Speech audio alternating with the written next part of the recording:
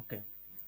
जय हिंद सभी को। मेरा नाम है सुधांशु और आपका स्वागत है इस योगा चैप्टर के पार्ट 3 में, जो कि हमारा चैप्टर 3 है फिजिकल एजुकेशन क्लास 11 का। तो हम आज इसमें देखने वाले हैं योगिक क्रियास के बारे में, जो कि हमारे इसमें आता है षट कर्मा, यानी कि 6 क्लीनिंग टेक्निक्स जो हम इसमें पढ़ने वाले हैं। तो पहला हमारा षट कर्मा है नेति। नेति में हम क्या करते हैं कि एक थ्रेड लेकर हम उससे नेज़ल क्लीनिंग करते हैं, यानी कि हम नाक की सफाई करते हैं। आप यस यहाँ पर आप देख सकते हैं। या सॉरी, थ्रेड नहीं, इसमें हम वाटर का यूज़ करते हैं, है ना। तो वाटर का हम क्या करते हैं कि एक नाक में डालते हैं और उस थोड़ा सा हम हेड को टिल्ट कर कर और दूसरे नाक से उस पानी को आने देते हैं। इससे क्या होता है कि हमारा जो नेज़ल है वो क्लींस हो जाता है। और यहाँ पर आप देख सकते हैं कि इसका पर्पस और बेनिफिट्स क्या है। Clears nasal passages, improves sinus health. ये हमारी नेज़ल पैसेजेस को क्लीन करता है, साथ ही साथ हमारा जो साइनस हेल्थ है, हमारा जो ये वाला पोर्शन है, जो हेड का फोरहेड पोर्शन प्लस ये जो हमारा नोज़ के अराउंड का पोर्शन है, तो वो हमारा उसका जो हेल्थ है वो अच्छा होता है। नेक्स्ट हमारा धोती। धोती क्रिया क्या होता है, तो धोती क्रिया में हम करते हैं cleansing of the digestive tract. तो हम इसमें क्या करते हैं कि कुछ कुछ कपड़े का एक आप कह सकते हैं एक स्टिक टाइप का हम बना लेते हैं, एक लंबा सा रस्सी बना लेते हैं और उसके बाद हम अंदर डालते हैं इसे। और हम धीरे धीरे इसको अंदर डालते हैं और थोड़ा बहुत, है ना, मूवमेंट का कर कर बॉडी का, उसके बाद हम इसे बाहर निकाल देते हैं। इससे क्या होता है कि हमारा जो डाइजेस्टिव ट्रैक्ट है वो पूरी तरीके से क्लींस हो जाता है। इससे हमारा टॉक्सिन्स जो हमारे बॉडी में होते हैं, जो हमारे पेट में होते हैं, वो ख़त्म हो जाते हैं। साथ ही साथ जो हमारा डाइजेस्टिव डिसऑर्डर्स होता है उसमें उसको टैकल करने के लिए ये हेल्प करता है, उसको टैकल करता है, उसको दूर करता है। नेक्स्ट हमारा क्रिया जो है वो है नॉली। नॉली में हमारा एब्डोमिनल चर्निंग आता है। तो यहाँ पर आप देख सकते हैं कि आप कुछ इस तरीके से खड़े हो जाते हैं और अपने जो पेट होता है उसका मूवमेंट करते हैं। आपने शायद रामदेव बाबा जी को देखा होगा, वो अपने मतलब एब्डोमिन को, पेट को वो मूवमेंट करते हैं कुछ अलग सा। तो उससे क्या होता है, वो नौली क्रिया होता है, उससे हमारा जो एब्डोमिनल ऑर्गन्स है उसका बहुत बढ़िया मसाज हो जाता है और साथ ही साथ हमारा जो डाइजेशन है वो स्टिमुलेट होता है, इम्प्रूव होता है। नेक्स्ट हमारा बस्ती। बस्ती क्रिया क्या होता है, ये अ, ये एक यौगिक इनेमा होता है। यौगिक इनेमा होता है, इसमें क्या होता है कि ये जो हमारा कोलोन होता है, जो हमारा रेक्टम होता है, तो उसे वो क्लींस करने का काम करता है। तो इससे हमारा बॉवल फंक्शन, है ना, कॉन्स्टिपेशन जिसको इशू होता है, जिसको, है ना, जो भी मतलब बॉवल में दिक्कत होती है तो उसको ये सॉल्व करता है। तो ये है बस्ती क्रिया, आप यहाँ पर इसको देख सकते हैं। हाँ, नेक्स्ट कपालभाति, जो कि स्कल शाइनिंग ब्रेथ होता है। कपाल यानी कि हेड आप बोल सकते हो, और भाती की उसका अच्छे से मसाज। तो ये हमारे क्या करता है, हमारे ब्रेन को ऑक्सीजनेट कर देता है बहुत अच्छे तरीके से। साथ ही साथ ये हमारे लंग कैपेसिटी को भी बढ़ाता है।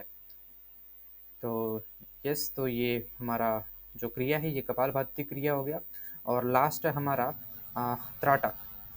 तो त्राटक में क्या होता है, त्राटक में हमारा हम कंसंट्रेटेड गेजिंग करते हैं, यानी कि किसी भी एक चीज़ पे, फॉर एग्जांपल कोई दिया हो गया, कोई कैंडल हो गया, तो उसमें हम लगातार देखते हैं और काफ़ी देर तक देखते हैं और अपने ब्रीथ को कंट्रोल, मतलब, है ना, हमारा ब्रीथ जो है नॉर्मल चल रहा होता है, उसको अच्छे से करना होता है। और उससे हमारा क्या होता है कि हमारा जो कंसंट्रेशन है वो इम्प्रूव होता है, साथ ही साथ हमारा जो मेमोरी है वो भी अच्छी होती है इससे।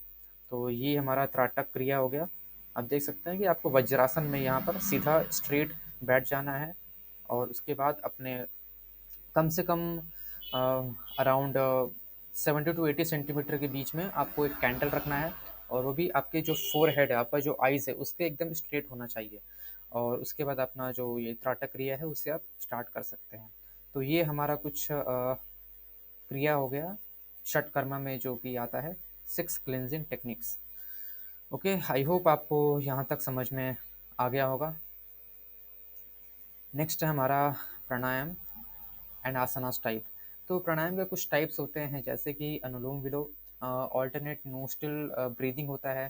तो इससे हमारा जो माइंड है वो प्रेजेंट में आता है, और हमारे दोनों जो left brain and right brain है तो वो बैलेंस उसमें बना रहता है, उसमें एक तालमेल जो है उसको बेटर करता है।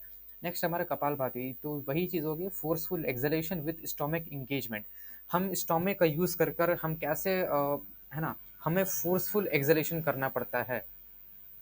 यानी कि आपको सिर्फ इसमें एक्सलेशन पर ध्यान देना है, इनहेलेशन का जो प्रोसेस है वो अपने आप इसमें हो जाएगा। तो आप इसे ट्राई कर सकते हैं। नेक्स्ट है हमारा भ्रामरी। भ्रामरी में हम एक हमिंग साउंड निकालते हैं।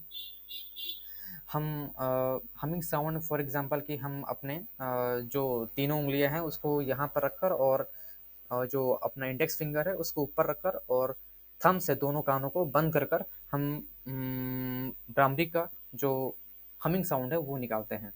तो इससे क्या होता है कि हमारा एक कार्मिंग इफेक्ट आता है, हमारे माइंड रिलैक्स होता है, हमारी माइंड में जितनी भी ओवर थिंकिंग स्ट्रेस होता है तो वो सब भी इससे दूर हो जाता है। नेक्स्ट हमारा शीतली।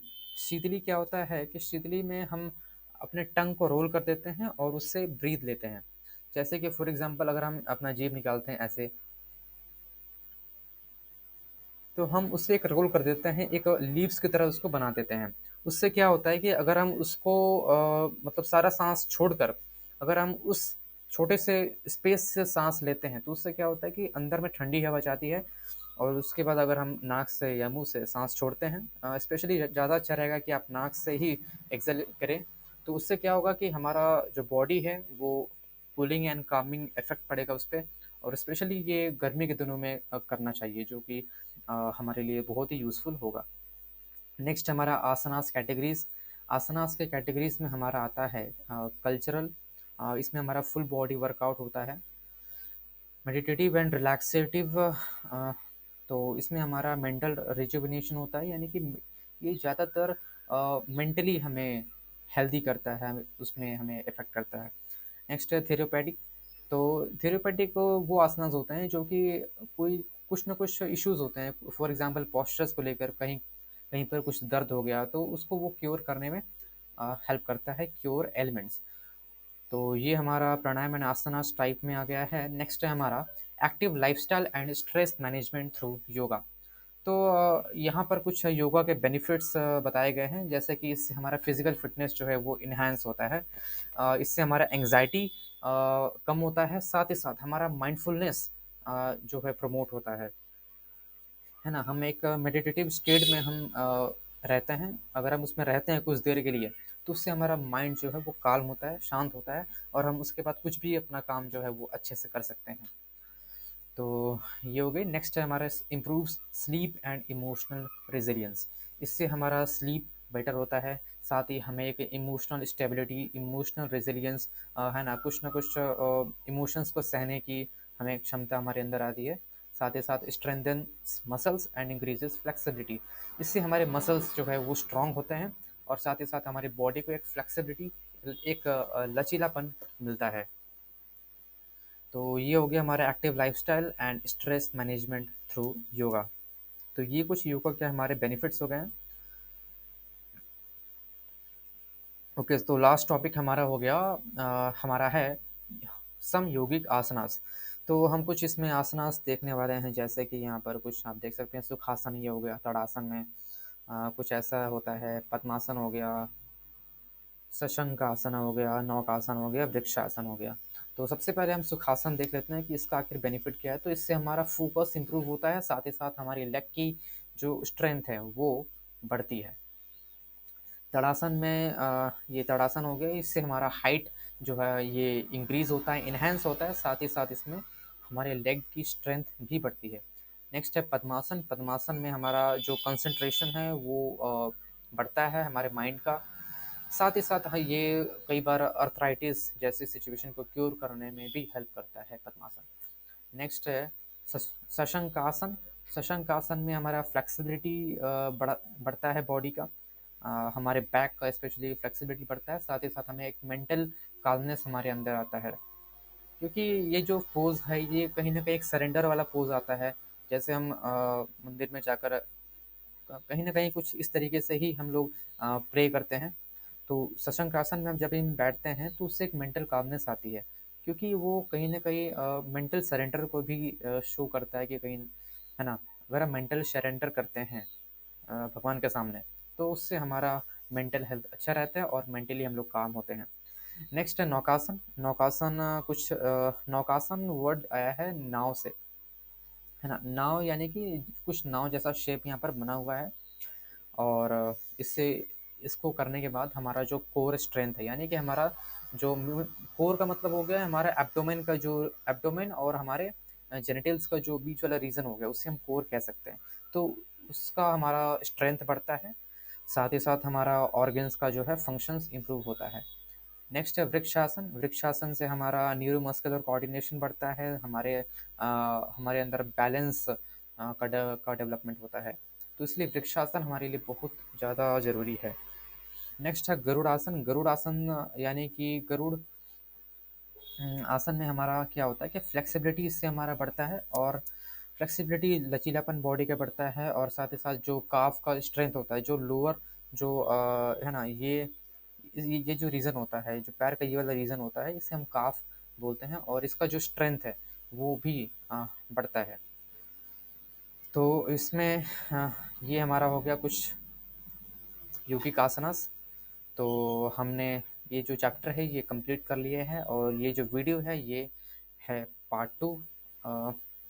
तो ओके, तो आज के लिए इतना ही। मिलते हैं नेक्स्ट चैप्टर में, क्लास 11 फिजिकल एजुकेशन में।